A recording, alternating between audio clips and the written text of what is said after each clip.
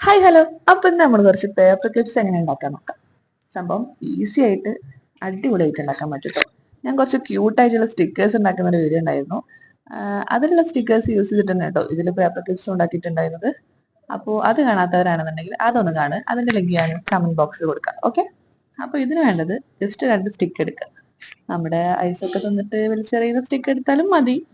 അല്ലെങ്കിൽ ഇങ്ങനത്തെ ഐസ്ക്രീമിന്റെ സ്റ്റിക്ക് നമ്മുടെ ബുക്ക് സ്റ്റാളിലൊക്കെ പോയാൽ കിട്ടും, വാങ്ങാൻ കിട്ടും. വലിയ റേറ്റ് ഒന്നുമില്ല.